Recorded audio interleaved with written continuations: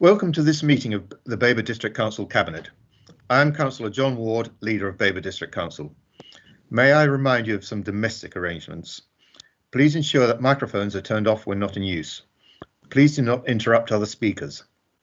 If you are attending the meeting to speak and persistently interrupt the meeting, you may be asked to leave. Please remember to use the chat function only to indicate that you wish to speak and not to post comments or questions. Please note that messages in the chat panel can be viewed by people watching the live broadcast.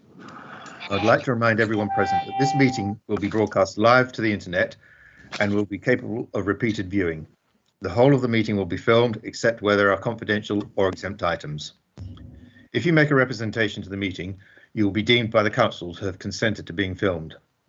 By entering this meeting as a speaker, you are also consenting to being recorded by the council until the possible use of those images and sound recordings for webcasting and/or training purposes.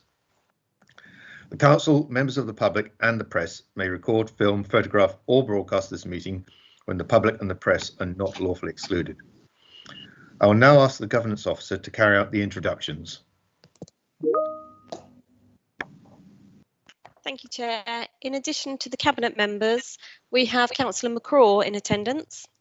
Also attending this evening are the Chief Executive, the Strategic Director and the Monitoring Officer. Thank you. Thank you, Claire. Can I now move to the agenda, please? So item 1 is apologies for absence. None received, Chair. Thank you. Item 2, to receive declarations of pecuniary and non-pecuniary interest by members. Are there any to declare? No. Okay. Thank Chair, you. we have Councillor Osborne's hand Oh, do we? up. Sorry, I didn't see that. Sorry. Yeah, thank you, Mr. Chairman. Just to declare that I'm a trustee of the Citizens' Advice, ready for when we do the draft budget. Thank you. Okay, thank you. Item 3 is paper BCA 2017, the confirmation of the minutes of the meeting of the Cabinet held on the 10th of December 2020. And these are on pages 7 to 14 of your report. I'll just go through them page by page. Stop me if you have any comment or question. Page 7, page 8, page 9. Councillor Osborne. Yeah, thank you, Mr. Chairman. Okay. Yeah, on page 9, 32.6, Councillor Arthey asked about our housing stock numbers. If I could just clarify that briefly. In April 2015, we had a housing stock of 3,441. As at today, we have 3,568, and that includes those we have completed on, but not are currently occupied. And also we've got a lot more coming through the pipeline within the next 6 or 7 months. Thank you, Mr. Chairman. Thank you, Councillor. Right, moving on then. Oh, Councillor Arthey. Yeah, well, it's actually just on that point. I think what we were expecting was a 10-year schedule of housing stock numbers. When I asked the question at the last meeting, I was referring to the 30-year business plan, which I think was the 2017 to 2047 business plan, which is published on our website. The idea of getting a schedule for the last 10 years and something that we can continue to update is because we've got an ambition to increase our housing stock. And what I was rather hoping for was a schedule that would show how our stock has been declining because of right to buy and the lack of new council stock.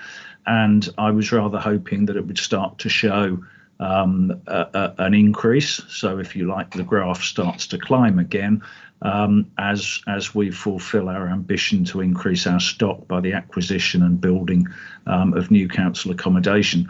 So I would still like to see that schedule prepared. In our business plan, the stock was actually split across several different headings. There was general needs, sheltered, shared ownership, leasehold and temporary accommodation, and in the table it also gave us figures for bungalows, flats and houses. So I thought that way of showing it was quite good, and it would be quite nice if we could have historic figures and be kept up to date with annual figures as we move forward. Thank you. Okay, thank you, Councillor Arthur. Yeah, and the numbers that Councillor Osborne presented do show an increase, but the initial decline and then subsequent rise, which up to the present time, which you're referring to, we will need to present that. The business plan is going to be updated this year, in the first part of this year. So by the time that comes to Cabinet and Council, I guess in the summertime, then certainly there'll be the up-to-date information and showing the level of detail that you're expecting. Moving on, page 10, page 11, page 12, page 13, and page 14. If there are no further comments on the minutes, may I have a proposer, please? Councillor Holt, and a seconder, or is that a comment, Councillor Holt? That proposed? Just a comment, if I could. Okay. 35.9, I did ask if Clive could get confirmation as to whether there'd be mobile CCTV cameras, and I don't think we've had a response to that as yet. Right. Okay. We will have to take that offline and make sure we do get a response to that. Yeah. Thank you. Thank you. So may I have a proposer, please? Councillor Arthur. Well, only to say that I can answer that now. There will be mobile units available. Yes. Right. Thank you. Would you like to propose the minutes, Councillor Arthur, while you're there? I'll happily do that. Yes. and may I have a seconder, please? Councillor Holt, second then. Thank you. I now ask the Governance Officer to conduct the vote, please. Thank you, Chair. Members, if you could access the vote on your ModGov app. The vote for this item will now show in blue.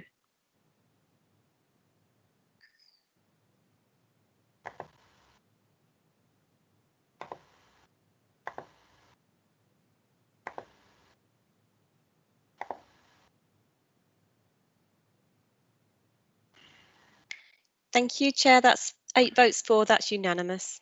Thank you, Claire. Right. Moving on then.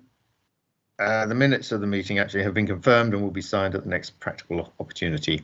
So item 4, to receive notification of petitions in accordance with the Council's petition scheme.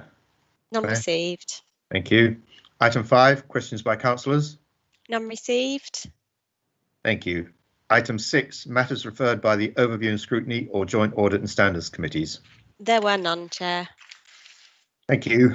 Item 7, the forthcoming decisions list. Does anyone have any comments about this? The only thing that I would like to say is that the schedules for next month for both, for Cabinet next month, but also Council this month, will now, as a result of the petition we've received, it will include debates about the parking policy paper. So that'll be added to the agenda for Council on the 19th and next month's Cabinet, back to next month's Cabinet on the 4th.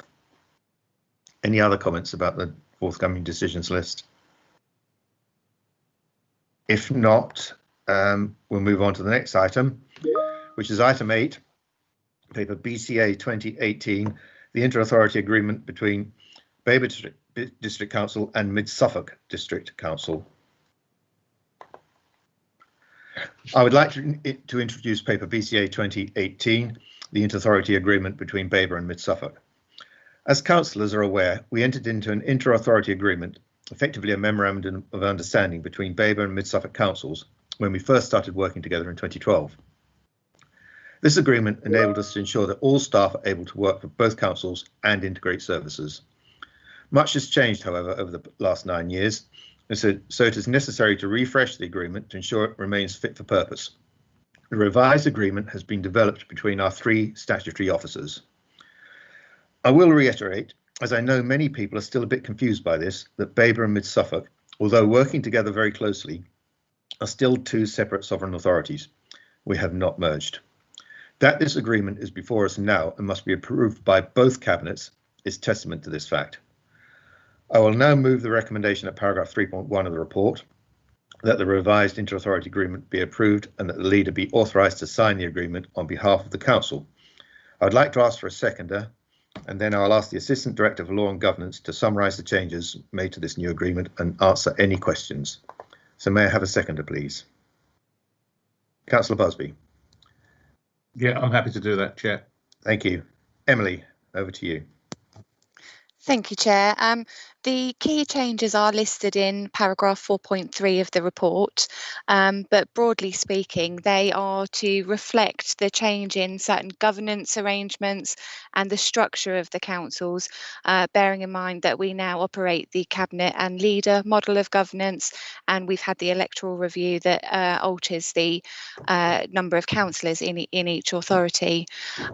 The other key change is that the first inter-authority agreement was very much about establishing a working together arrangement between the 2 councils. So it talked a lot about implementation arrangements and integration arrangements. Obviously, we're now at a stage where very much that relationship has been solidified and continues to be an ongoing relationship. So the document's been updated to reflect that nature. So taking it from an implementation document to a working document, if you will. I'm happy to take any questions, Chair, but hopefully the report clearly sets out the key amendments. Thank you.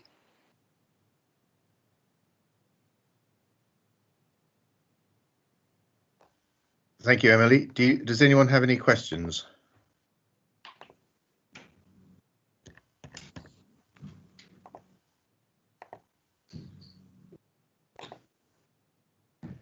No. Yep. Oh, sorry, I'm just looking at the wrong. Doesn't come up on my screen. Councillor Holt and then Councillor Arthey. Yeah, 4.3 of the document, really the last 5 bullet points, requirement for the shared costs to be signed off by finance and leaders. Should that not be a cabinet decision, or are we talking about just small annual costs, or are we talking about the actual split of the cost between the 2 councils? The integration arrangements for staff, and I'm not quite sure what that means. The removal of the transition costs and the premises clauses, again, there's no breakdown of what that means. And also the insertion of the clause on inquiries, hearings and proceeding investigations. I don't know what other members do, but I don't know what that means either. So there's those last 5 bullet points, really. We can have some sort of explanation. And really, is it the leader's role and the S151 officer, or should it be the whole cabinet making those cost decisions? Emily, can you pick up on those points, please? Yes, of course, Chair, and thank you for the question. So in terms of the share of costs, that is a delegation that falls with the Section 151 officer. They have the ability to review those costs. And what we're doing here is we're reflecting the move to a cabinet model by including the leader and the relevant cabinet members in that discussion. Of course, ultimately, the decision around a proportion of costs and budget comes through to full council in any case. But this is just the annual review in terms of the split of any costs between the 2 authorities. The replacement of the provisions around staff integration is just going back to the fact that this document was prepared in 2011, signed in 2012, when we were going through the process of integrating our 2 workforces into a single workforce serving both councils. So that is superseded now, because that was very much the transition arrangements about bringing the two workforces together. And obviously we now have the Section 113 agreement, which deals with the split of or the shared use of staff across both authorities. The transition costs and premises clauses are just essentially out of date now, because they were just for those transition arrangements. So again, it was about how we would use premises that each council owned at the time, and the transition costs were purely about the costs related to that integration exercise. And the insertion on clauses of clauses on inquiries, hearings, proceedings and investigations, to be honest, that's a kind of bolstering clause. So it's just to add additional weight to the agreement around how we deal with investigations and hearings that affect one or other of the sovereign council. So it's if you like, and to put it crudely, it's a tidying up clause to make sure we've got provision there to say this is how we will work if one or other of the sovereign authorities is subject to proceedings. Okay. Hopefully that helps, Chair. It's just that the simultaneous cabinet meetings, that's an insertion there. I mean, it's something we have been doing. What ramifications has that got? Because certainly from a Babergh point of view, certainly amongst members, it's not something we always want to have happen. But are we going down the road that it will happen and that's it? Because that again takes away our sovereignty if we're not able to have our own cabinet meetings and not simultaneous ones. We will have a mixture of the two, Councillor Holt. It's just the insertion. What does that really, insertion of provisions for aligned simultaneous cabinet meetings? Why do we need that? Chair, if I can reply to that one again. Councillor, it's really just kind of reflecting the practice that we've adopted recently of holding two sovereign cabinet meetings at the same place and at the same time. It's kind of it's a different thing now. We're in a virtual world, isn't it? So because at the same place doesn't quite have the same meaning, but you've always continued to have sovereign cabinet meetings. We've just decided to hold them together at the same place at the same time. So this just really reflects in that document. It doesn't mean that we are committed to always having simultaneous cabinet meetings, and obviously we'll see that moving through the budget process, and indeed this evening's meeting is a separate one as well. I think it's always worried to hear the fact that you've agreed it, but it's really down to us members to agree it. So I take your point, but I hope that you respect what members want, because we are here to make those decisions, not officers. Thank you. Thank you, Councillor. Councillor Arthey. Yeah, it's a question for Emily about review, because the document talks about periodic review, and 2.1 defines the term as being in force until termination. But when Emily spoke, she spoke about annual review. So I'm just wondering, are we? Will this be reviewed annually? Is there any provision for a periodic review at any particular time, or is this likely to just sort of hang around for another 8 years until somebody decides that it's about time we updated it? Chair, I'm happy to Emily, answer yes. that question. So the annual review that I referred to was around the share of costs, which is talked about in section 6.3 of the agreement. So that's the only place where we specify an annual review. Otherwise, obviously, the document would need to be reviewed any time that there was a legislative change that impacted on the agreement, or there was a change in the operation of the authorities. If there was a further governance change, for example, we would review it at that stage. But of course, there is the ability to review the document at any point that's deemed necessary by the Cabinet or by one of the statutory officers. Thank you, Emily. Councillor Davis. Yeah, it's really to reiterate Councillor Holt's comments earlier on. I agree with him. I'm a bit concerned about the wording about the joint briefings and cabinet meetings. I think it should be clearer that we have separate ones whenever possible, and the joint member cabinets should be an exception rather than the rule. It really depends on the agenda, Councillor. As far as possible, you will appreciate that many items are common for both councils, and it does make sense to debate them, although we vote on them separately, but to debate them together, simply to hear the other cabinet's views as we're deliberating. And it makes for a more efficient and tidy process. But there are occasions where the agendas do diverge considerably, and consequently we have separate meetings, as we're having today.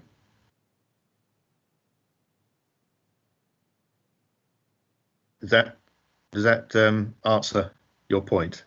It does and it doesn't. It answers the point, and obviously I can well understand why that clause is in there, but it's just the actual wording makes it look as though it's just normal to have joint briefings and meetings all the time. Yeah, and it should be clear that we will have them separate. Well, I don't think that the way it's worded doesn't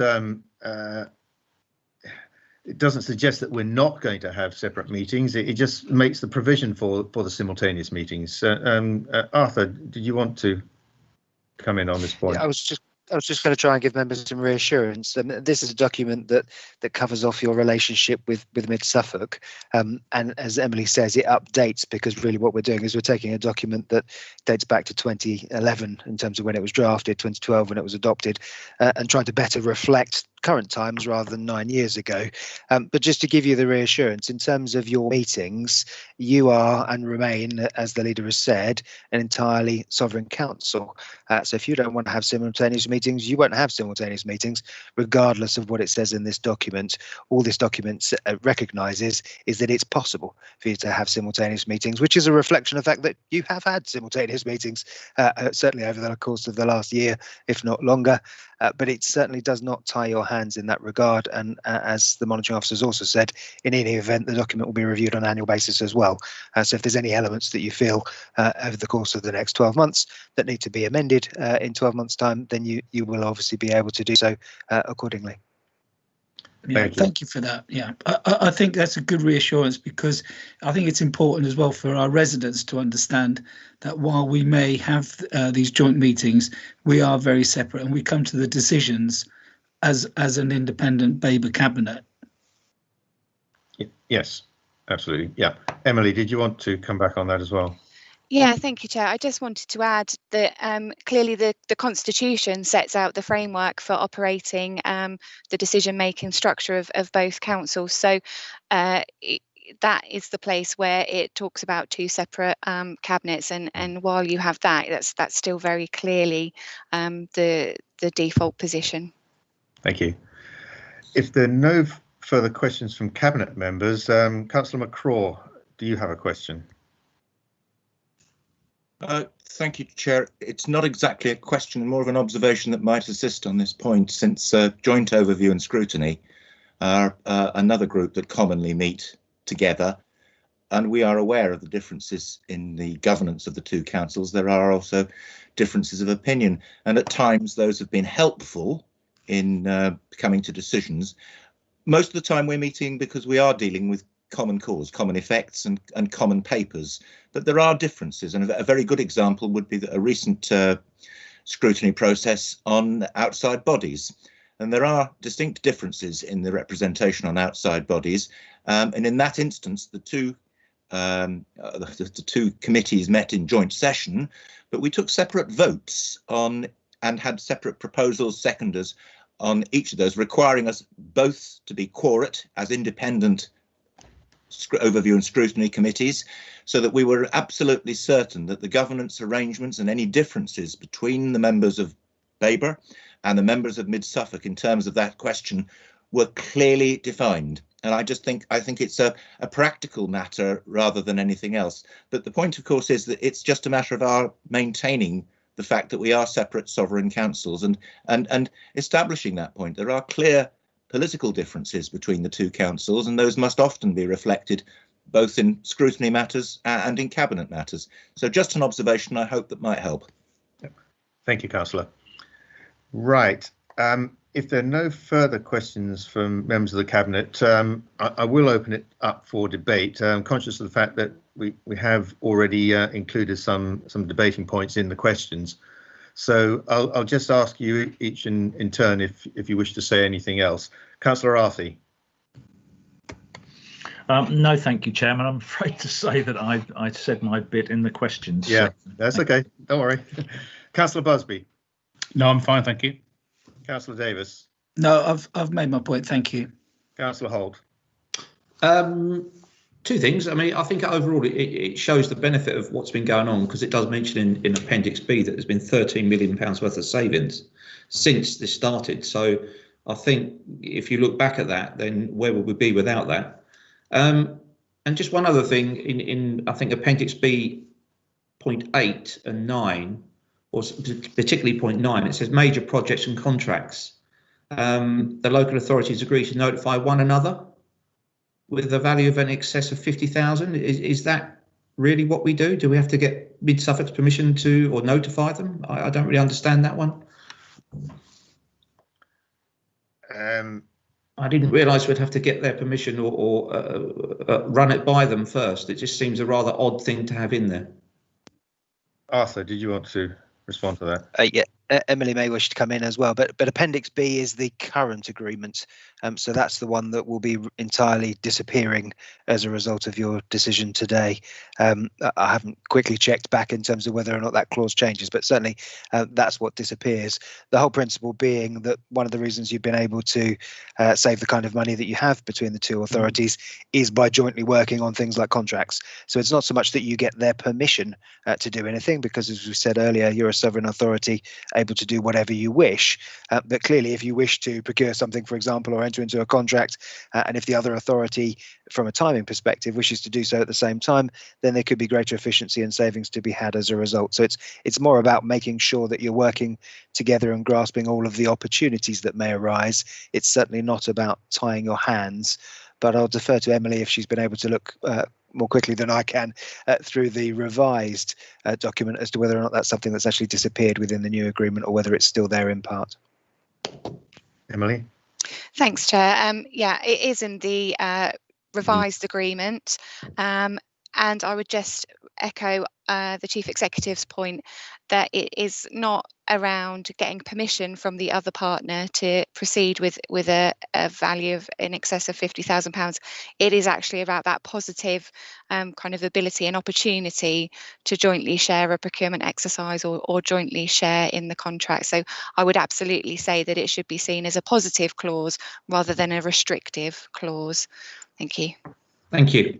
Thank you. And I would just like to add the 13 million is actually, I think, a bit out of date. The number that I have seen more recently is nearer to 17 million. So the savings are considerable and very beneficial for both councils.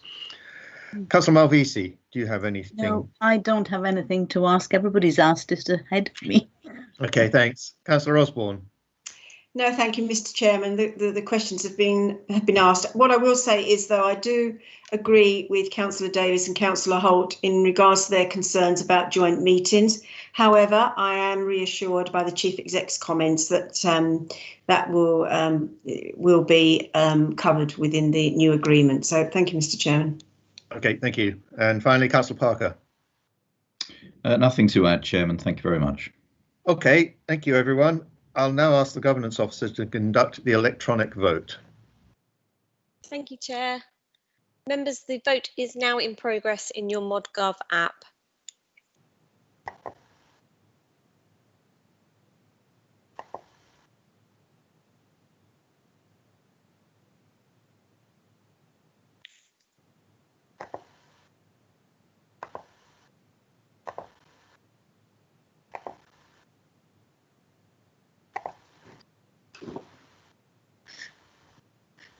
Just waiting for one vote.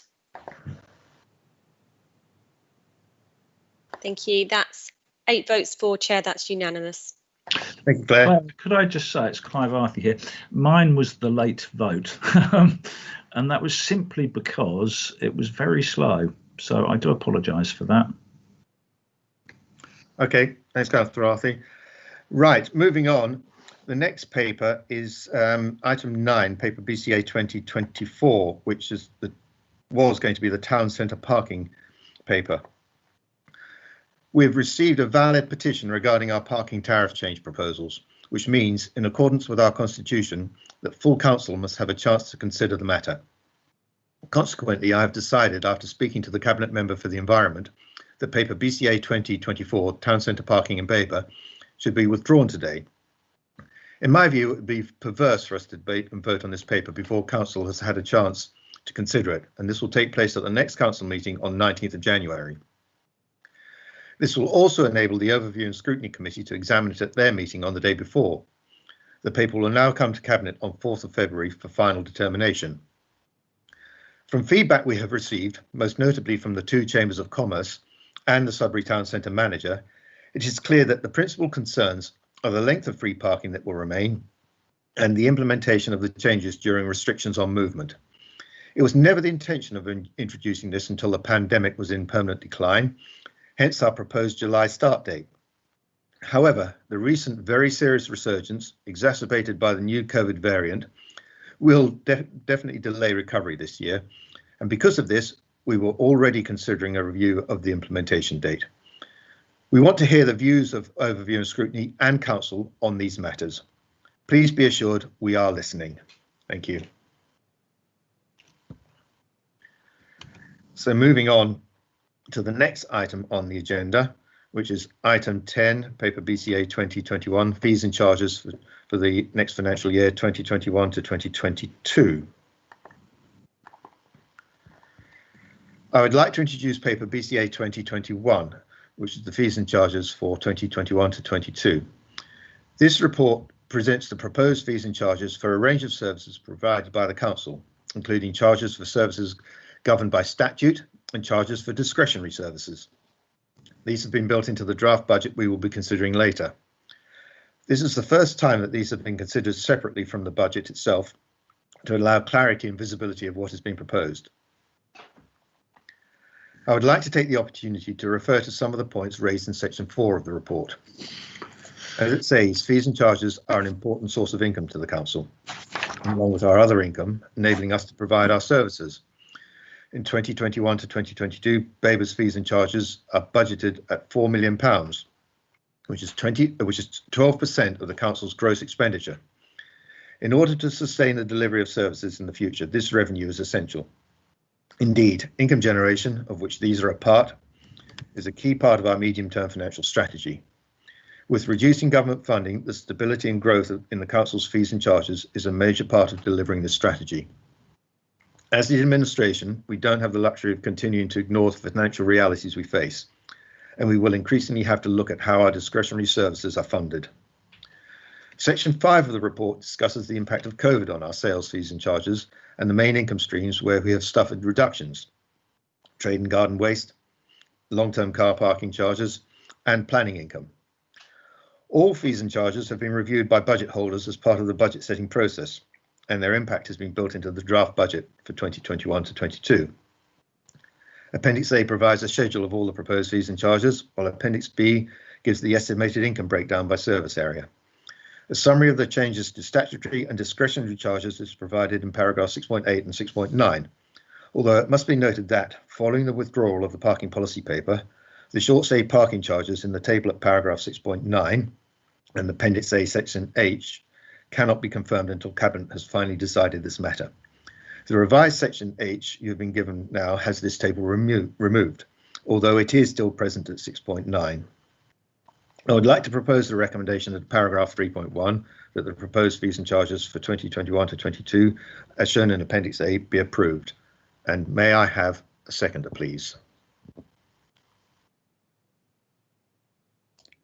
Mr. Chairman, Liz Malvisi here. I'll second. Thank you very much, Councillor Malvisi. Right, Now, first of all, questions for Cabinet members. Councillor Arthey, do you have any questions? Not at the moment, thank you. Councillor Busby. No, thanks, Chair. Councillor Davis. No, thank you. Councillor Holt. No, not at the moment, thank you. Councillor Mavisi. Not at the moment, thank you. Councillor Osborne. No, not at the moment, thank you, Mr. Chairman. Councillor Parker. Sorry, Chair, for the delay. No questions at the moment. Thank you. Right. Do any other councillors present have any questions? Councillor McCraw, do you have any questions?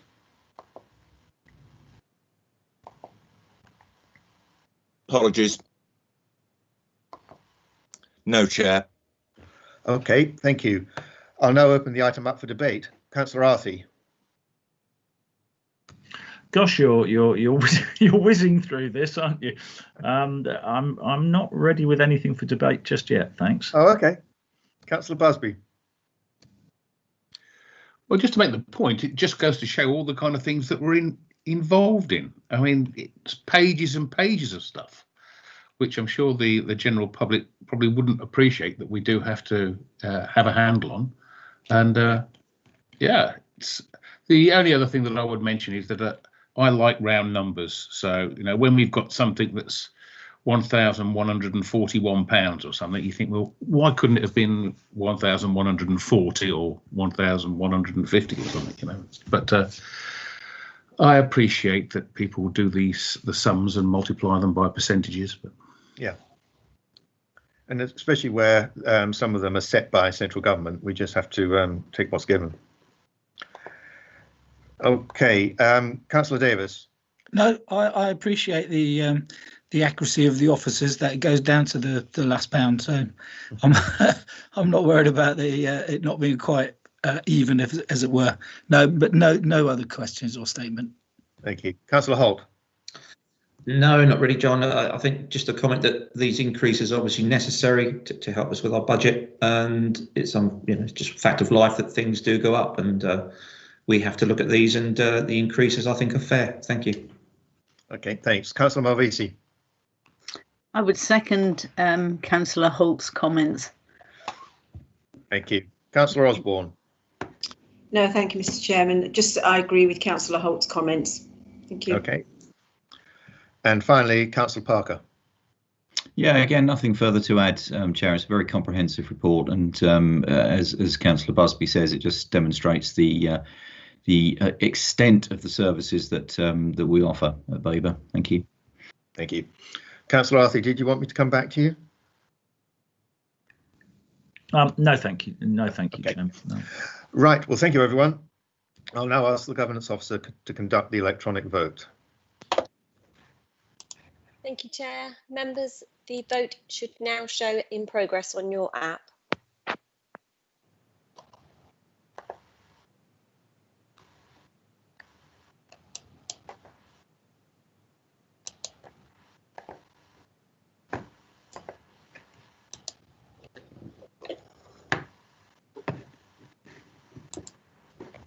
Thank you, Chair. That's 8 votes for, so that's carried. Thank you, Claire. Right, moving on then. Item 11, paper BCA 2022, transfer the Council's vehicle fleet to hydro-treated vegetable oil diesel or diesel substitute. I'll now ask the Cabinet Member for the Environment to introduce this report. Councillor Malvisi. Thank you very much, Mr. Chairman. I'm just trying to pull it up on the screen here. All the appendices that you had.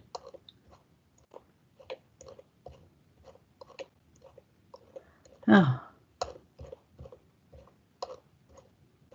Do you know what page it starts at?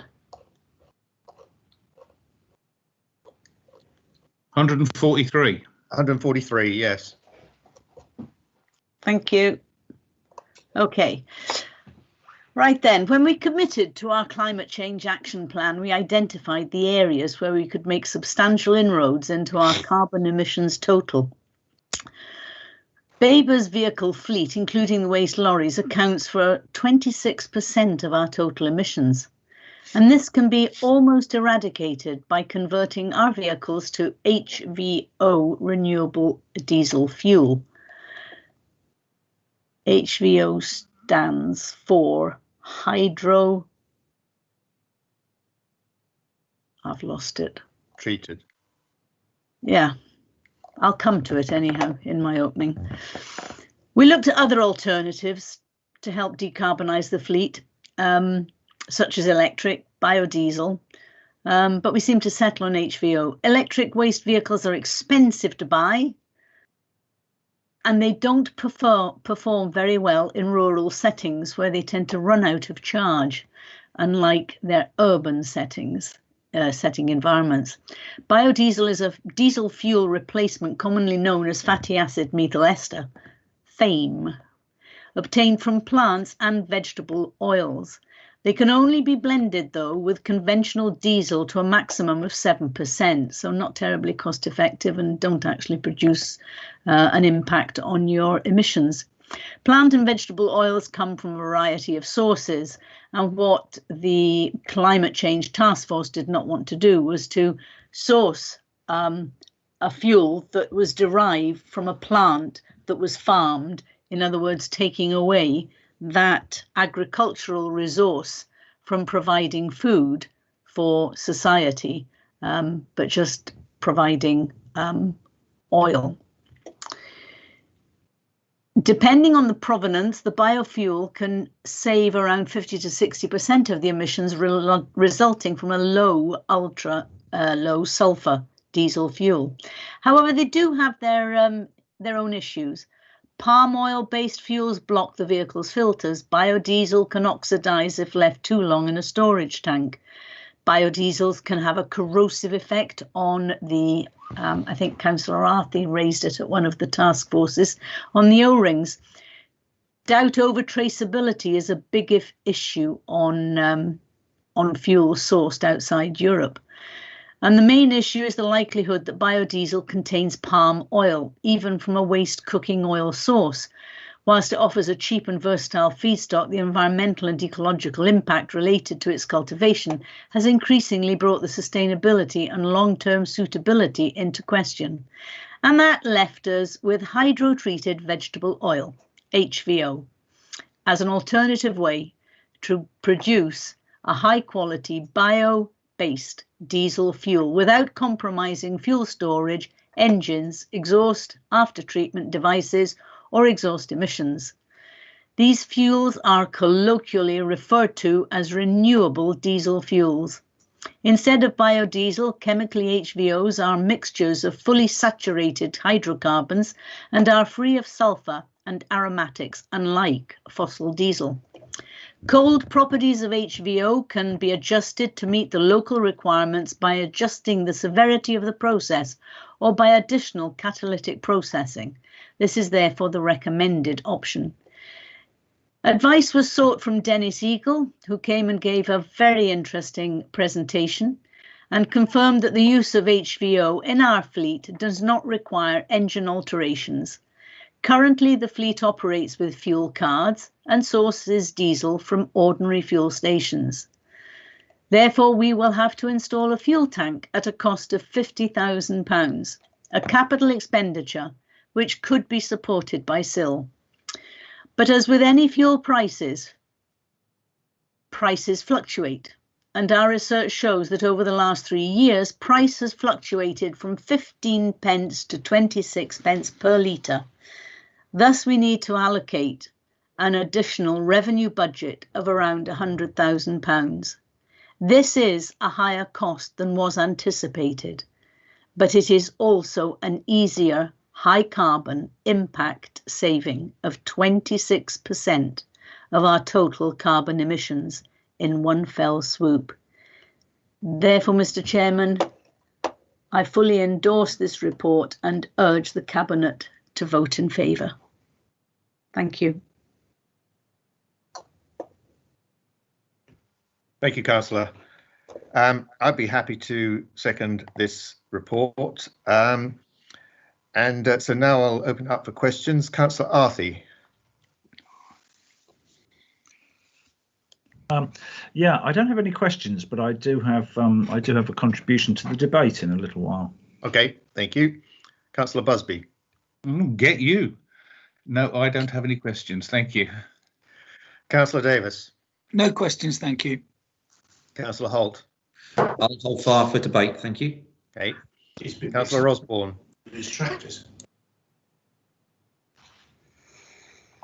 Councillor Osborne. Sorry, Mr. Chairman. No, not at this point of time, thank you. Okay. Councillor Parker. No, Mr. Chairman, no questions. I'll join in debate. Thank you. Okay. Right. Councillor McCraw, do you have any questions? None, Chair. Thank you. Right. I'll open it up for debate then. First of all, Councillor Arthey. Yeah. Okay. Well, our waste fleet is the emissions from our waste fleet. They are the single biggest element of our carbon footprint as a council for the services we provide and what we do. The option that we've ended up supporting, the one before you today, is by far the best option for how things are at the moment. There is the possibility of electric freighters, but that's not particularly well advanced at the moment. And as we all know, there's talk of things like hydrogen in gas fuel, and that isn't very well advanced either. The big advantage of this is that our existing freighters can use this fuel, and it's not just any alternative diesel fuel, it's a particular one, and Neste is mentioned in the report as the people who provide the sort of treatment that's necessary, so that these vehicles don't need any modification. Often with alternative diesel fuels from vegetable oil, you have to replace filters, seals and fuel lines, as Councillor Malvisi mentioned, whereas with this fuel, we can change to the fuel, and if for any reason there was a problem with supply in the short term, in order to keep the fleet on the road, we could revert back to fossil diesel if we had to. So I'm very, very supportive, and hope we approve this today.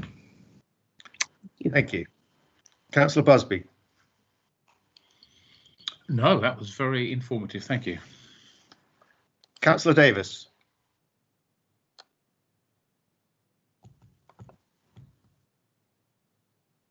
No, thank you. Councillor Holt. Yeah, good.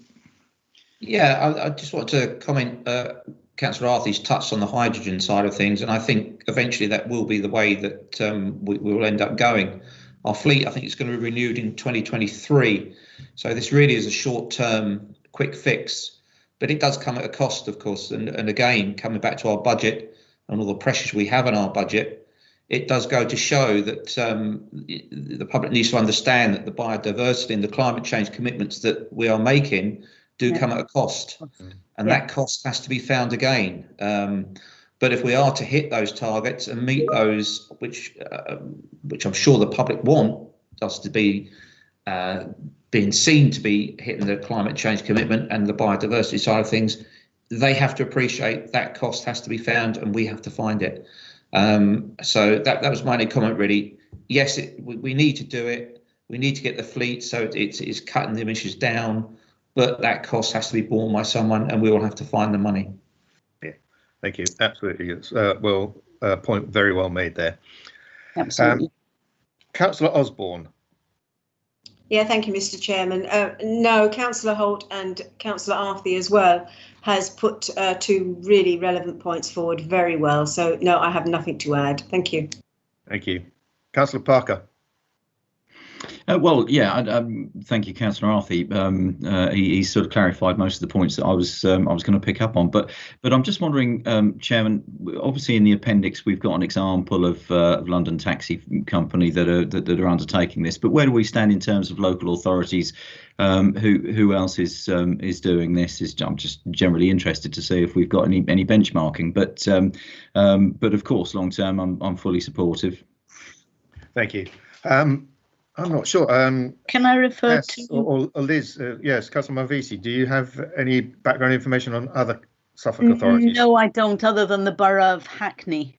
Oh, They use HVO, but in this region, perhaps Cassandra Clements, the AD, can comment, or Ollie. Good evening, Cabinet. Thank you very much, and thank you for the question. I think it's a really relevant one. We have included the London Borough of Hackney, and that's actually the closest authority to us that has undertaken HVO, a change over to HVO. A lot of authorities we've seen are watching keenly on what are happening with other authorities. So there's been a number of electric vehicle trials that have gone on that haven't necessarily proved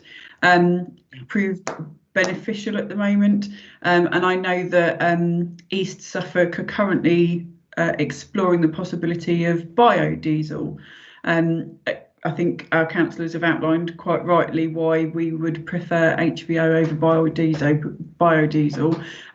But there's not many councils close to us, I would say, that have moved across. You've seen some quite large strides in Scotland, I would say, of move over to electric and HVO. And you know, Scottish Parliament moved quite quickly some time ago on changing to more environmentally friendly processes across the whole country, but there's nothing that close to us where that's been taken on just yet. thanks, Cass. Now, it's clear that of the various options. Oh, Councillor Arthey, you want to say something? Well, yes, Chairman. All I was going to say was, I mean, please don't run away with the idea that, you know, this is some sort of crackpot thing that some professor has come up with and we're trying it out. This is something that's been investigated quite a lot on the continent, both for road vehicles and also for the marine application for diesel engines in boats and ships. So it's something that's been well researched, well evidenced, and yeah, we're not sort of the guinea pig here. Thanks, Councillor. It's clear that of the options, HVO is certainly the best because it is a much cleaner fuel. The nature of the treatment does mean that there are far fewer pollutants. You don't get the soots that would be produced and from burning unsaturated fuels. As has been mentioned, lack of aromatic hydrocarbons means that you don't have the carcinogen problem. And it's interesting picking up on Councillor Arthey's point about other uses, and he mentioned the marine use. I was watching the Mid-Suffolk debate at their cabinet meeting, and Councillor Fleming mentioned that before Christmas in December, a Class 66 locomotive ran from Scunthorpe to Southampton on a test run, and it was powered 100% pure HVO. So the usefulness of this product is quite clear. The only comment I would make at this stage is clearly as more and more local authorities, other organisations see the benefits from a carbon reduction perspective, the demand is going to go up, which will affect the price, affect the availability. So I hope that the suppliers do manage to ensure that supply meets that increasing demand. Okay, then. If nobody else has anything they wish to say, I'll now ask the Governance Officer to conduct the electronic vote on this item. Claire? Thank you, Chair. Members, the vote is now in progress on your app.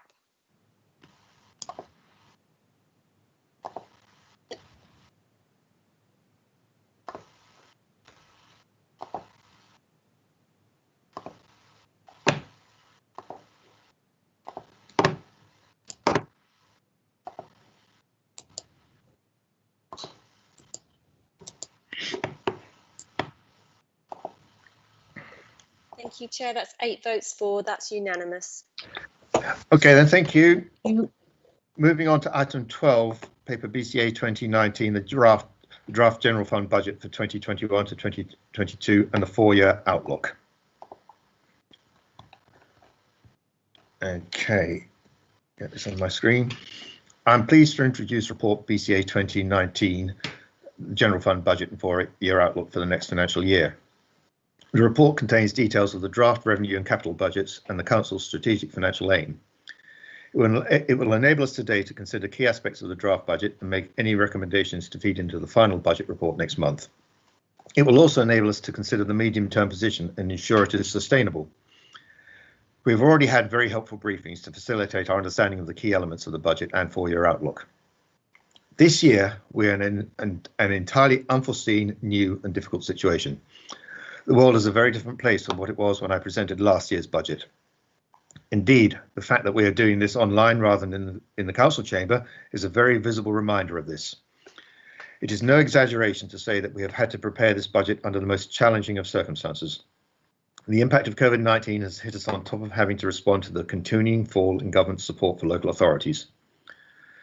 The financial impact of COVID this year has been constantly evolving, and our initial very worrying assessment has been ameliorated by very, very generous government support. A summary of the impact is provided in paragraphs 4.5 to 4.10. The key numbers were presented in last month's Q2 monitoring report and are summarised again here.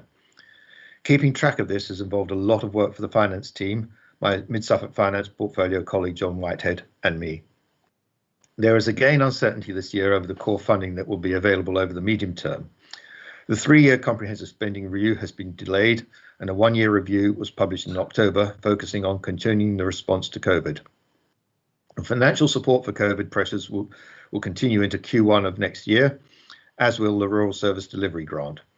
Additional support for businesses, announced on Tuesday, is also being provided. The government has confirmed that the Fair Funding Review, Business Rates Review and Business Rates Reset have been deferred yet again. Details of these and other features of the spending review are provided in paragraph 4.18 of the report. The recently announced provisional financial settlement for 2021 to 2022 does give us additional funding of £724,000. The details of the settlement are provided in paragraphs 4.19 to 4.22, with table 1 providing a summary of the financial impact. The settlement was only announced on the 17th of December, and so there hasn't been much time to incorporate it into this budget. I'm indebted to Catherine and the team for getting us this far, but it is very much a draft and it will change over the next few weeks. We have a sound medium-term financial strategy for the next 4 years that responds effectively to the changing funding landscape for local government. The strategic aims, principles and approach are set out in section 6 of the report, along with a list of our achievements during the current year. In summary, and this is no change from recent years, we must continue with our efforts to become self-sufficient through maximising our income streams, continue to make efficiencies and productivity savings, and continue to find new ways of working. The continuing delay to the comprehensive spending review does make our 4-year outlook more uncertain, and given that this was already challenging for us, this is a worry. The general fund budget setting is just a part of producing a medium-term outlook for our finances, which is both sensible and sustainable. That's why during the lengthy budgeting process, we spend a considerable amount of time on projecting the 4-year outlook. The general fund budget requires £431,000 or 52% of the anticipated 2021 to 2022 new homes bonus receipts, which will enable us to transfer the rest to the new Climate Change and Biodiversity Fund. Details of new homes bonus funding are provided in sections 8.6 to 8.10 of the report. Funding assumptions are shown in paragraphs 8.11 to 8.14, with the 4-year forecast included in table 6. For 2021 to 22, we will again be increasing council tax at the maximum level allowed without requiring a referendum, which is £5 per year or 2.96% for a Band E property. And we have built in the same increase for the 3 years following. The annual council tax for a Band E property will now be £173.86. There is also the assumption of a 1% tax base increase, but for 2021 to 22, this is reduced as a result of more use of the local council tax reduction scheme because of COVID and a lower collection rate. The net effect is that we are only forecasting a total council tax increase of just £39,000. Table 7 at paragraph 8.16 provides a summary of the 2021 to 2022 budget, showing the net cost of the service, income and funding compared with the previous year. Although we are currently predicting a surplus of £711,000 for 2020 to 21, the current year, but there is still a lot of uncertainty regarding this, and also £404,000 for next year, 2021 to 2022. These should be seen in the context of our medium-term outlook, which I will address in a moment. At this point, I'd like to mention that we are forecasting a total of £2.2 million from our SIFCO investments, an increase of £424,000 on 2020 to 2021, totally vindicating our investment strategy, which has ridden the COVID storm and is providing much needed, reliable and necessary income. The 2021 to 2022 budget setting process has again seen line-by-line budget challenges to identify savings, but the Cabinet has also had to make some difficult decisions, in addition to approving the council tax increase, which I will now summarise. We have had to increase the garden waste collection fee by £2.50 per annum. We are suspending the under-17s free holiday swimming for a year, saving £38,000. We are relocating, and I stress relocating, not closing, our customer access point in Sudbury, saving £30,000. And lastly, although not finalised yet, we are thinking of introducing very modest short-term parking charges, as the subsidy we are providing to our car parks is no longer sustainable or justifiable, and they must become cost neutral. The full impact of this will be included in the final budget next month, assuming the debate at council and then the final decision at cabinet next month as well. Any change from what we have originally proposed will, however, impact the forecast surplus for 2021 to 2022. As stated earlier, we are forecasting a budget surplus of £404,000. The overall budget gap for the 3 years from 2022 to 2023 is described in sections 8.24 to 8.27 and amounts to a cumulative deficit of £1.77 million. Further significant income or savings, or both, will be needed to address this. The reserve levels are detailed in paragraph 7.2, table 3. We will use £381,000 from earmarked reserves for specific service expenditure, but this will be offset by some transfers in, most notably the £404,000 budget surplus from the New Homes Bonus receipts into the new Climate Change and Biodiversity Reserve. This means that we are able to increase our reserves by a modest amount in 2021 to 22, although the Transformation Fund will be slightly lower. Finally, the capital programme.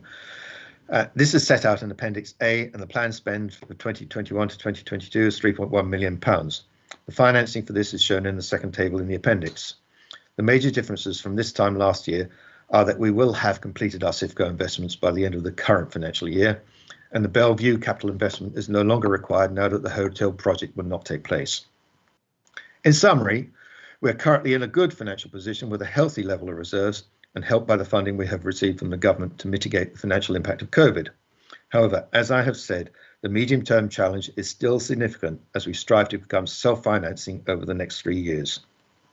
I'd like to propose the recommendations in paragraph 3.1 to 3.2 of your report.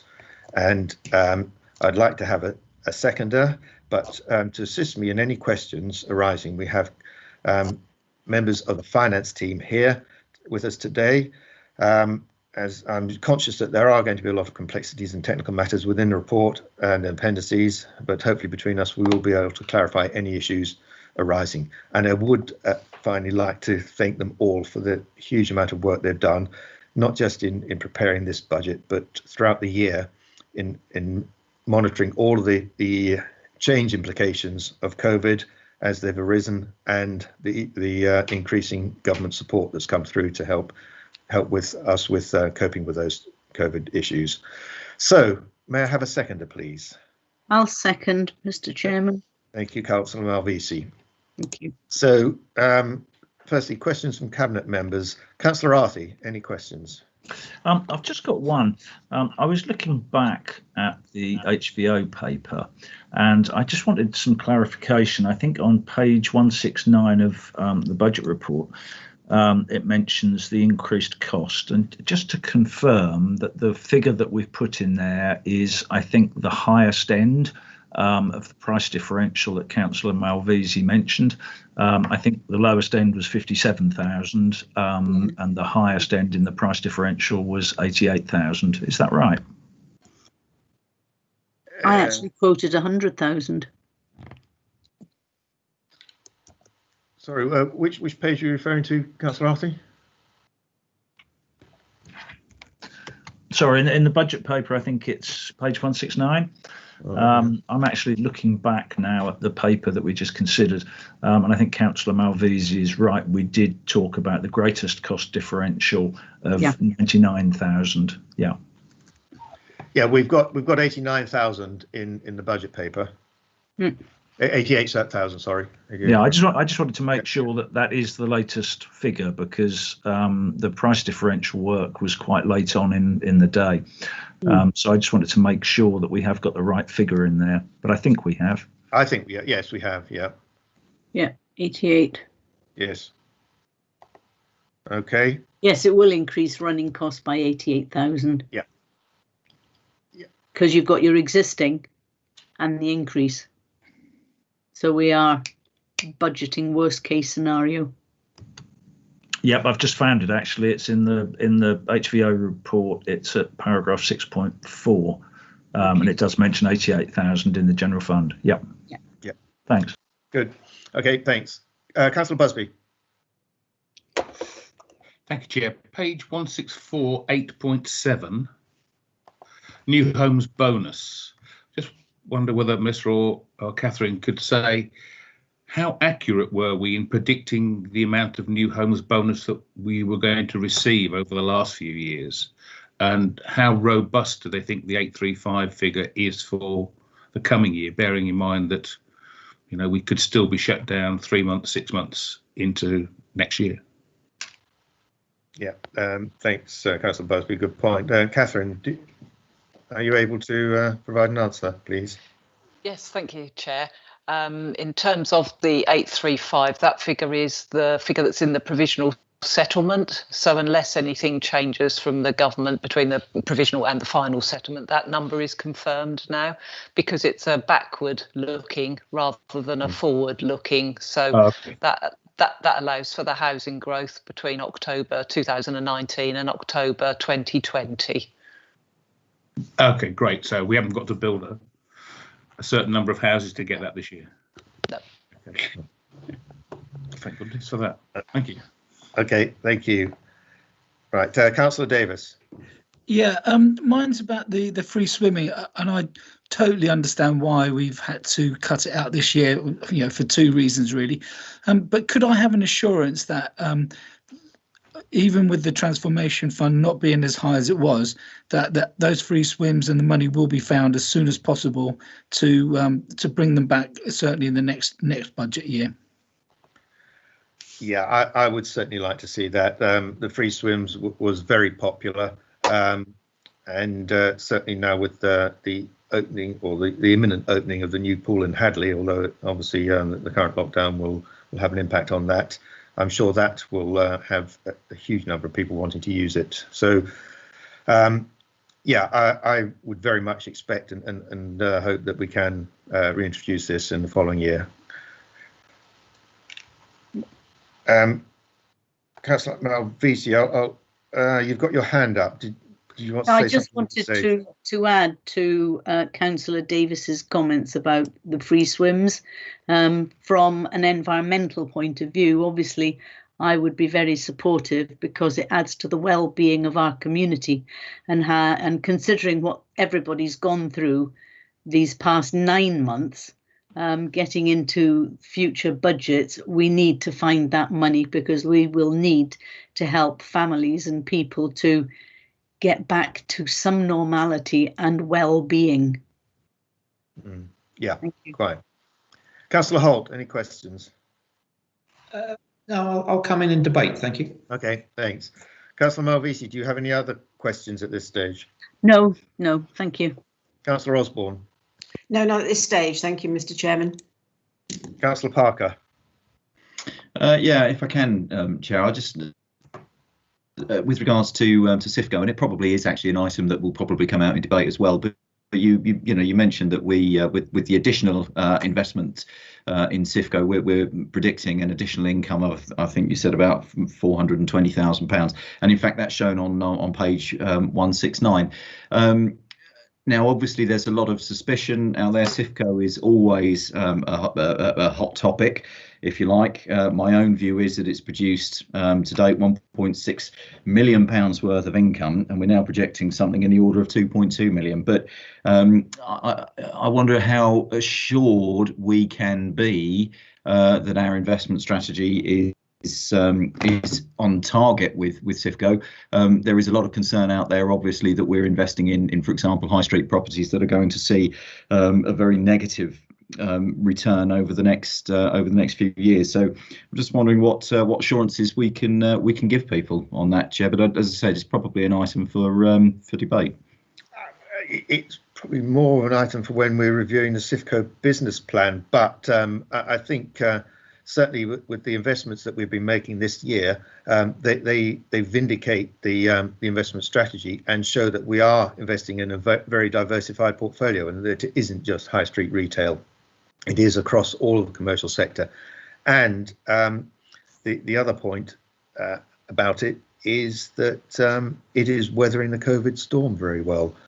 We're not seeing a significant impact on our SIFCO investments. So that, I think, is excellent. Right. So before we move into debate, Councillor McCraw, do you have any questions? Bad news, I do, Chair. Good news, I'll reserve those questions for the scrutiny process on the 18th. So none today. OK. Thank you. Thank you very much. Right, then, we'll move into debate. Councillor Arthey, do you have any comments? Yeah, it's not really debate. It's a comment, and it's about you, Chairman. Not only are you leader of the council, but also cabinet member for finance. And contrary to some recent comments from members of the public, you don't draw additional allowances for the extra role. And we owe you, I think, a debt of thanks for taking this on. And making yourself so familiar with all aspects of our income and expenditure. I'm amazed when I ask you a specific question about an element of our budget, and you invariably actually know the answer, which is astonishing. So it's really just to thank you very much, A, for taking it on, and B, for being so good at it. Thanks. Wow. Thank you. Thank you very much. OK. Councillor Busby, do you want to say the same thing? No, but I'll second it. Do you have any comments you wish to make in the debate? Well, now Councillor Arthey said that you're a wizard answering all the questions. I'm going to have to look really hard to see if I can find something to test you. But not at this point. We've been through questions. We're in debate now. Oh, you don't get out of it that easy. Councillor Davis. No, I'll third what Councillor Arthey said, but I've got no further comment. Thank you. Councillor Holt. Yeah, I think just with the presentation, and people who take time to read through the paper will see what such a complicated thing it is. I mean, we're cutting £38,000 swims. We're having 404,000 put on biodiversity and climate change. Yeah. You know, we're talking about cutting small things, but very essential things, and fairly large sums of money aside for other essential things.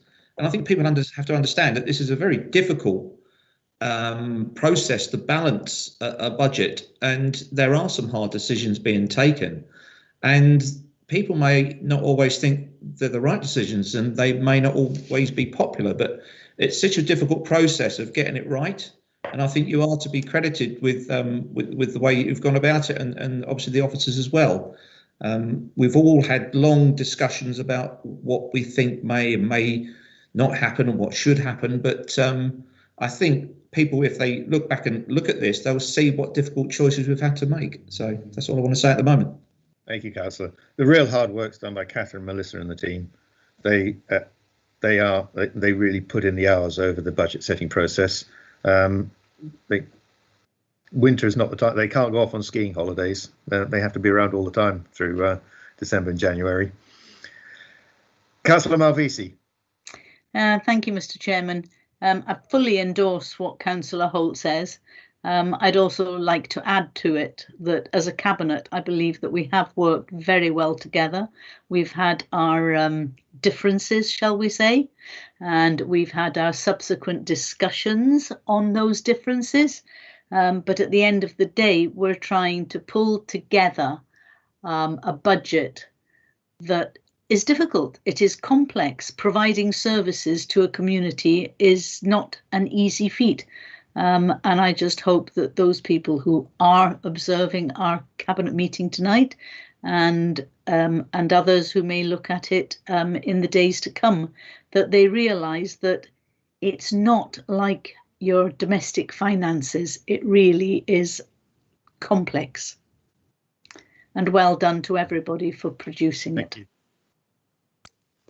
Thank you. Councillor Osborne. Thank you, Mr. Chairman. The problem is, by the time you get to me near the bottom of the list, everything I wanted to say has already been said. But just to basically reinforce what Councillor Holt has said, it's an excellent report. The team have worked very hard. Also, cabinet members have worked very hard. We've spent many hours over the last 3 or 4 months even going through all the facts and the figures. And as Councillor Holt has already alluded to, we have to make some difficult choices. It really is not easy, but that's what we're here to do. So it is an excellent report. Thank you to you, John. Thank you to the rest of my cabinet members and also to the officers for their hard work in getting to the stage that we've got to. Can I just mention about the swims while we're in debate? I was very disappointed to see that the swimming lessons, free swimming lessons, had to be removed. They fitted very well in with our priorities, which is health and well-being. I know it was really well received by many, many families, so it is a shame.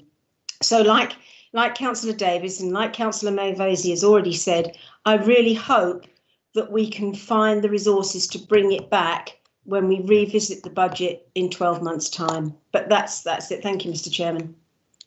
Okay, thank you. Finally, Councillor Parker. Yeah, I just endorse everything that everybody said, but I'd also just add quickly, Mr. Chairman, as well, that when we say we have to make difficult decisions, we literally have to make difficult decisions. And I think this is quite often lost on people, that we have a statutory obligation to deliver a balanced budget. We can't do anything else. And so there are some real pressurised conversations that take place. I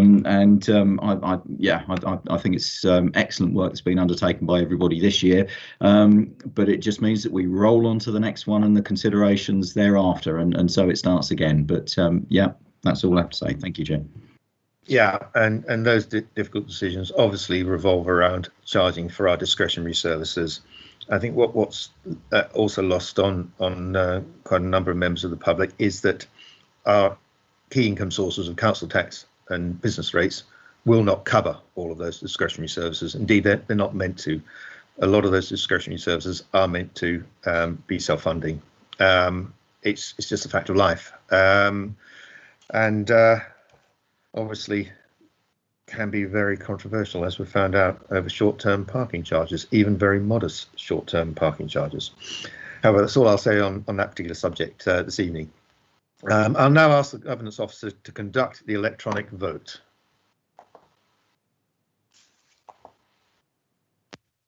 Thank you, Chair. Members, your vote is now in progress on the app.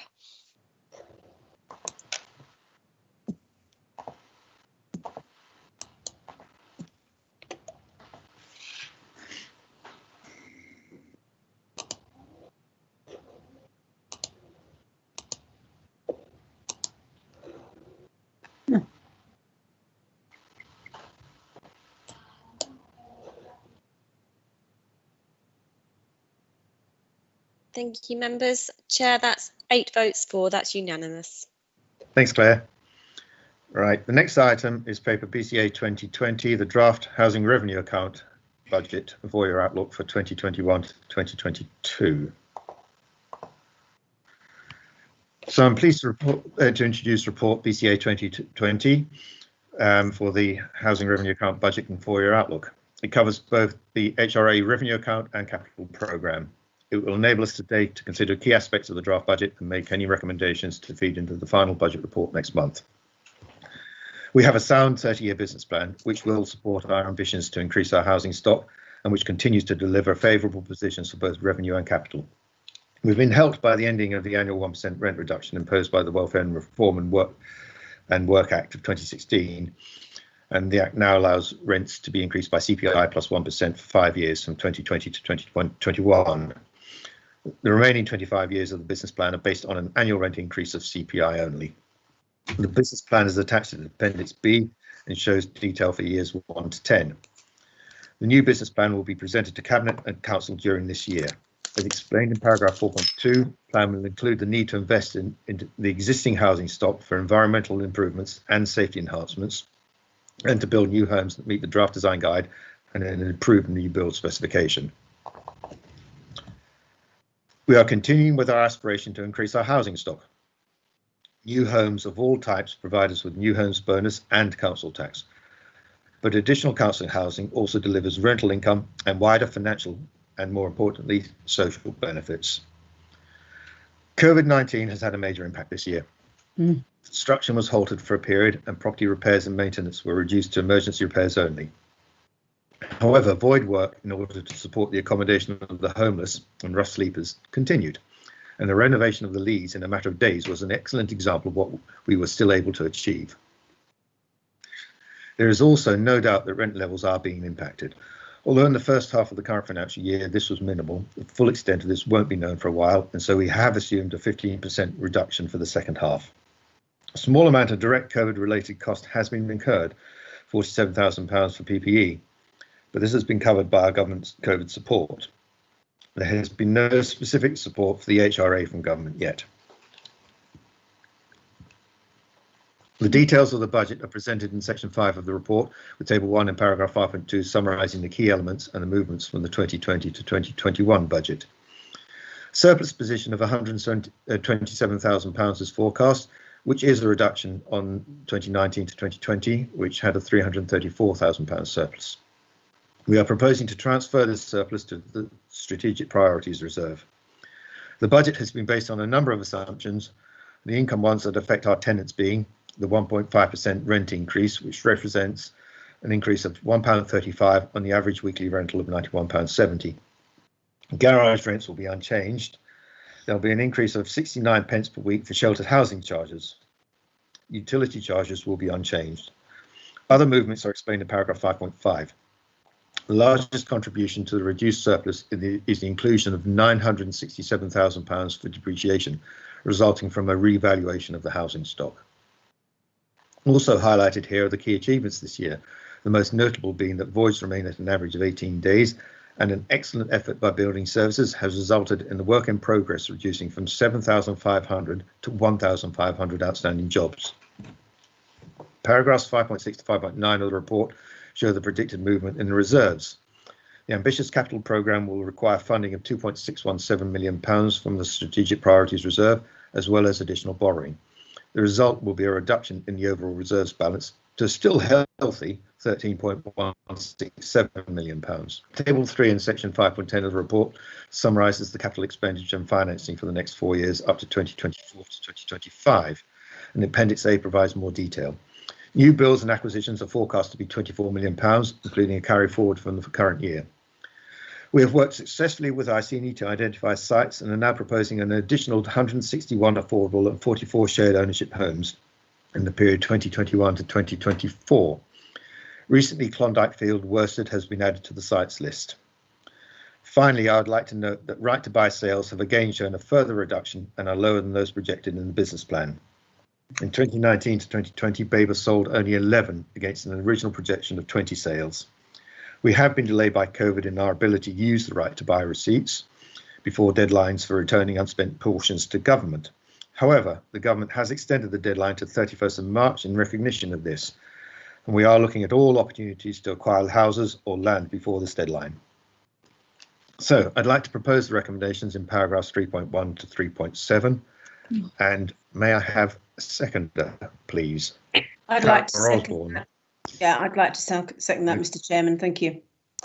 Okay, thank you. So questions from Cabinet members. Councillor Arthey, do you have any questions? Yeah, it's just one quick one, and it occurred to me whilst you were presenting the paper, and you mentioned the work that Iceni were doing on potential sites, and I just wondered whether that included the garage sites work that we spoke about quite a lot a couple of years ago, but I don't seem to have heard very much about it recently. We were going through a comprehensive review of all of our garage sites and looking at the ones that were unoccupied and the ones that might be suitable for potential development.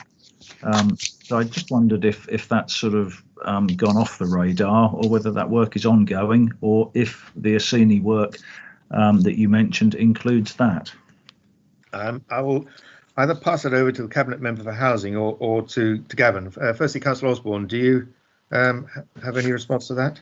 Yeah, thank you, Mr. Chairman. Yeah, the work is continuing on that. They're proving more difficult than we sort of anticipated, in as much as you've got mixed sites where you've got owner occupiers and then you've got those that are rented. So that's proving quite difficult. And there are a lot of more viable sites coming forward without the garage sites. So we've been focusing our efforts on those to get the delivery of houses rather than focusing on garage sites, which is proving more difficult. So I don't know if I see that Gavin, the Assistant Director for Housing, I don't know if Gavin, if you want to add to that. No, Chair, and no, Cabinet Holder, nothing to add. You've explained it very well. Okay, thank you. Councillor Busby, any questions? Yes, Chair. Page 183, 5.18. We talked about the right to buy being less, and that we've not been able to build as many of our own homes as we liked. Therefore, we've purchased existing homes and suitable land. I just wondered what the kind of strategy is there. How do we decide which homes we're going to buy? Because there's thousands that are available. That's a good question, Gavin. Could you come back on that one? Because I know on a number of our key sites, we do bid for the affordable housing quota. Yeah, thank you, Chair. Thank you, Councillor Busby, for the question. Obviously, our affordable housing programme is heavily focused on building our own new homes to our own standards, as well as the opportunities that Section 106 present currently. There has been the requirement to buy spot purchases through the means of Rightmove and others, and the assets and investments team will work closely with the housing team to understand and identify both the type and size of properties that are in the most significant demand, typically 2-bed or 3-bed accommodation, as well as a need for smaller flats in certain locations. So they are giving that task, and the team will go out and try and ascertain or find those suitable properties to purchase. So do you look at the housing register where there's a demand, and then say, yeah, well, look, we've got, I don't know, 100 people wanting houses in Hadley, say, we've only got 10 coming forward, therefore we need to go and see if we can buy some houses in Hadley? Is that the approach that you take? Yes, we will look at demand. We will look at where we have significant demand within our district and the opportunities available in those locations. So that work does take place. Okay, thank you. Thank you. Councillor Davis, any questions? Nothing from me. I'll wait to the comments. Thanks. Okay, Councillor Holt.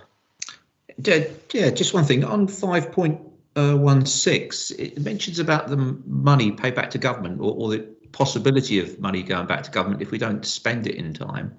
Have we ever done that? That has been done. I'm not sure. We get 3 years by the look of it to use the money. I just wondered if we've ever failed to use it and we've had to pay it back. Well, we're certainly in danger at the moment, to be brutally honest about it, Councillor, which is why we are frantically trying to use up right to buy receipts that are due to be paid in the next few months if we don't. The delay or the postponement has helped us. Otherwise, we would definitely have had to pay some back at the end of last month. But we are confident that we'll be able to reduce that to almost zero. There are a number of opportunities for purchase that we're actively pursuing. I don't know if Gavin, you'd have any comment on that? I think this, if we were, sorry, John, if we were to pay it back, I think it does put us in a little bit of a bad light. And if we get 3 years to use it, then we should have a rolling program that would never allow us to, or put us in the position where we have to pay money back.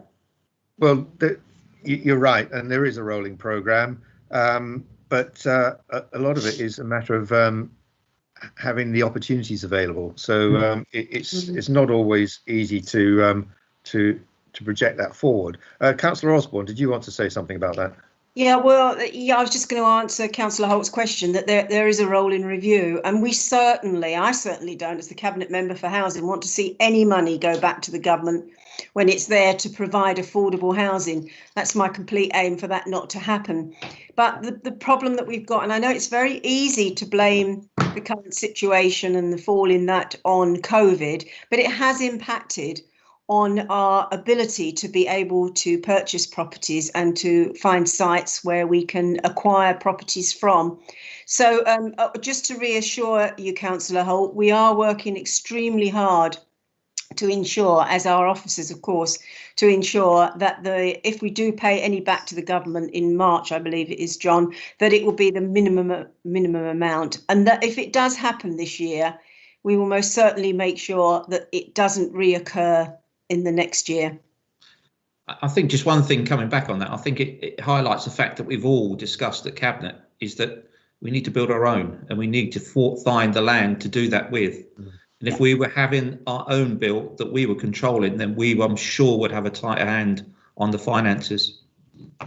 Sorry, Mr. Chairman, can I come in on that? We have actually, there are some sites that have been identified to build our own. We haven't completed on them yet, so it's not for in the public forum to say where they are. But there are a couple of sites coming forward where we will be building our own affordable housing to add to our housing stock. So that is most certainly, Councillor Holt, being done as well.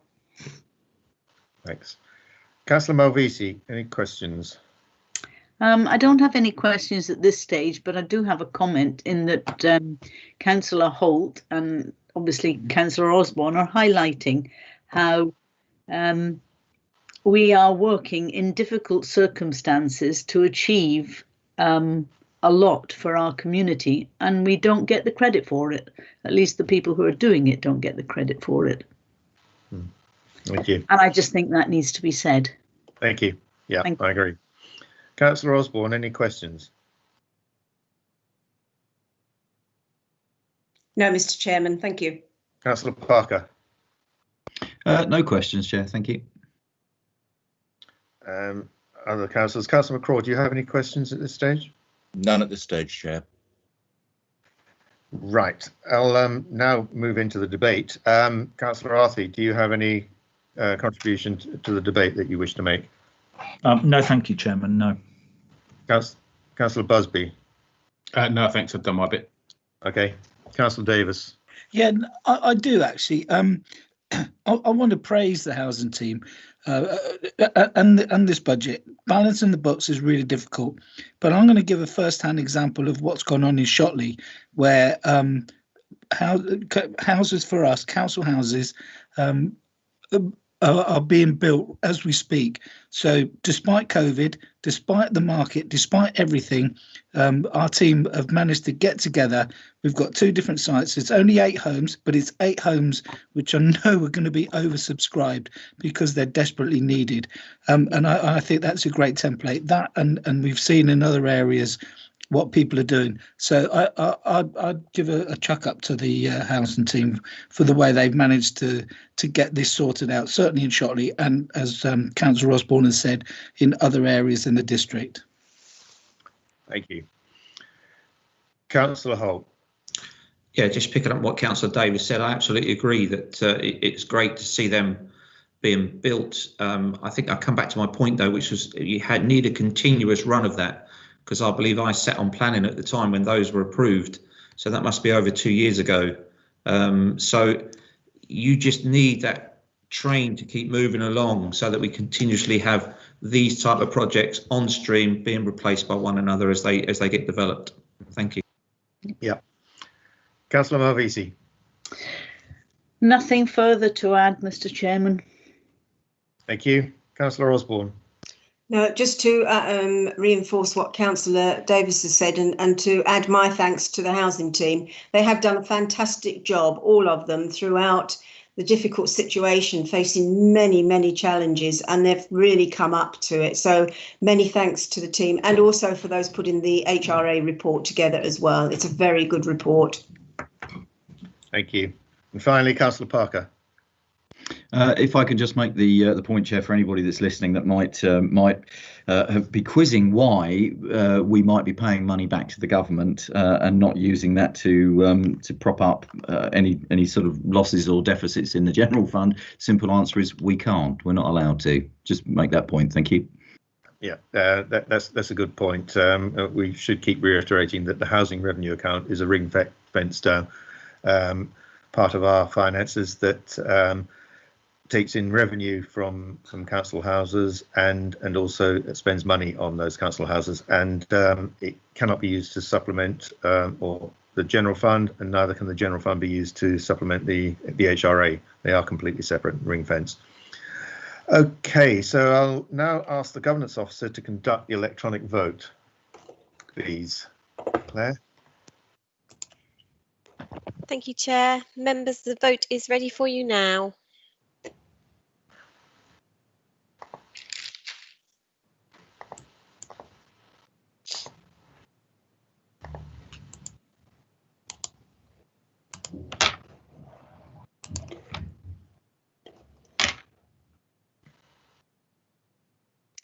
Thank you. That's 8 votes for, Chair. That's unanimous. Thanks, Claire.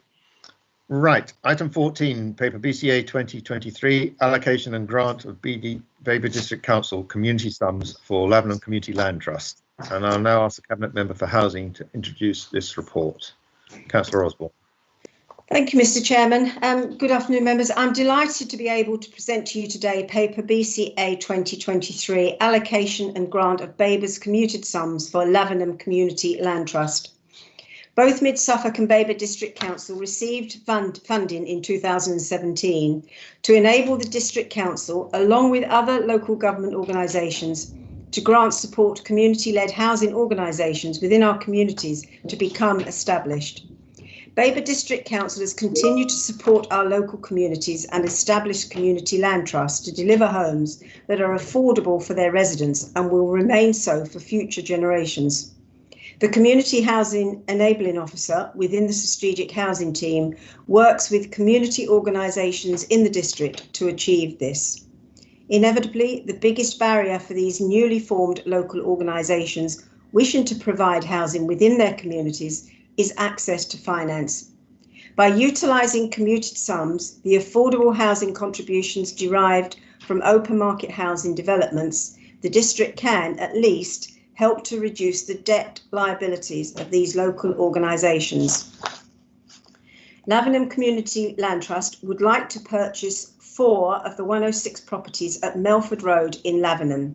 They have secured a mortgage to purchase the units, but require £160,000 from commuted sums to cover the shortfall. These properties would be allocated to local people and held for future generations. Allocations of over £150,000 from commuted sums are designated as key decisions, which is why I would like to now propose the recommendations set out in the report. 3.1, members note the content of this report, and 3.2, that members approve grant of up to £160,000 BDC commuted sums to Lavenham Community Land Trust as a contribution towards purchase costs of 4 affordable homes from Babergh District Council as discussed with this report. And Officer Heather Tucker is here to answer any questions if I'm unable to. Thank you very much, Mr. Chairman. Thank you, Councillor Osborne. May I have a seconder for this paper, please? I'll second it, Mr. Chairman. Thank you, Councillor Malvisi. Thank you. Okay, questions. Councillor Arthey. No questions, thank you, but I will make a comment when we come to debate. Okay. Councillor Busby. No thanks, Chair. Councillor Davis. No questions, thank you. Councillor Holt. No, thank you. Councillor Malvisi. No, thank you, Mr. Chairman. Councillor Parker. No questions, Chair, thank you. And moving on, are there any questions from Councillor McCraw? Do you have any questions? No questions, Chair. Okay, thank you. Well, we'll move straight into debate then. Councillor Arthey. Yes, thank you. We don't hear the word localism used very much these days, but this is an example of localism at its best. These commuted sums are for the provision of affordable housing, and here we've got 4 homes in Lavenham, 4 homes for local people through a community land trust, and I wholeheartedly support it. Thank you. Thanks. Councillor Busby. No, nothing to add. Councillor Davis. No, I think I just endorse what Councillor Arthur said. Obviously, he knows that very well because it's in his ward. But I think it's a marvellous template that the whole Community Land Trust, that more and more places around the district should look at and try to try and at least copy. Thank you. Councillor Holt. I just agree with Councillor Davis. Fine comments. Thank you. Councillor Malvisi. I'm just going to repeat what Councillor Osborne said earlier on another item, that everybody said what I'm thinking. So well done, Councillor Arthey, Davis and Holt. Thank you. Thank you. Councillor Osborne. Yeah, thank you, Mr. Chairman. Just to say well done to Lavenham Parish Council, really, and the Community Land Trust that's been set up. They've really worked very hard on this, and they already have one very successful site in Lavenham, so this will be in addition to that. And also, another good thing about Community Land Trust is the properties are not subject to right to buy, so they're there for future generations. So well done to Lavenham, another good result for them, and I am glad that Babergh District Council can be of assistance in this way to enable them to carry this fantastic project forward. Thank you, Mr. Chairman. Thanks. Councillor Parker. Yeah, endorse all of that, Chair, and just to say that this for me is what we exist for as a local authority. So very well done to Lavenham, and excellent, thank you. Yeah, and I'd endorse all of the comments and point out that Lavenham has been very successful in this particular venture with their community.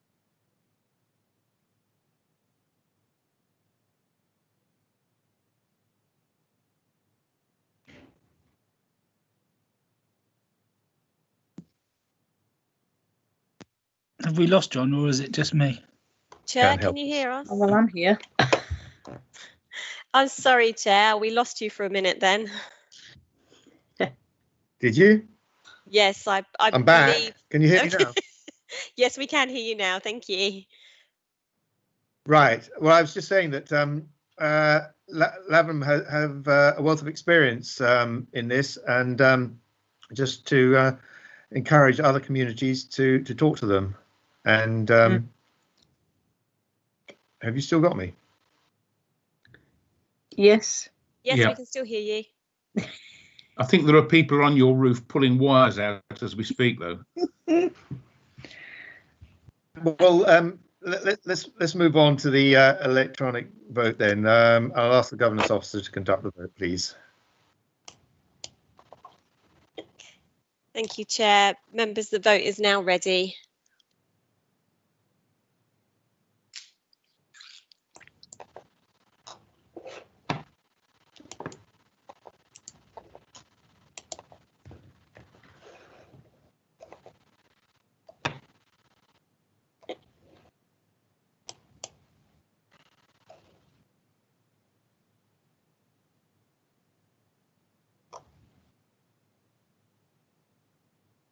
Thank you. That's 8 votes for, Chair. Thanks, Claire. Right, we're on the home straight now. Item 15 is the resolution to exclude the public, which includes the press. And so to consider whether, pursuant to Part 1 of Schedule 12A of the Local Government Act 1972, the public should be excluded from the meeting for the business specified below on the grounds that if the public were present during this item, it is likely that there would be the disclosure to them of exempt information as indicated against the item. The author of the report proposed to be considered in Part 2 of the agenda is satisfied that the public interest in maintaining the exemption outweighs the public interest in disclosing the information. So do I have a proposer, please? May I have a proposer? Yeah, I'll propose it, John. Thank you. And a seconder, is that Councillor Osborne, seconder? Yes, Mr. Chairman, I'm happy to second it. Thank you. Okay, we now have to have a vote on this, so I'll ask the Governance Officer to conduct the electronic vote, please. Thank you, Chair. The vote is in progress, members.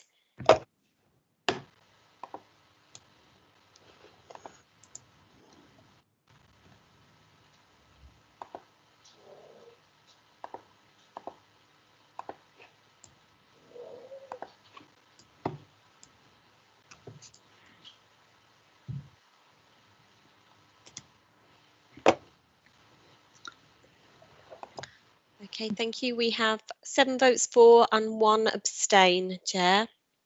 Okay. We just wait and Rob will confirm when the live stream has been switched off.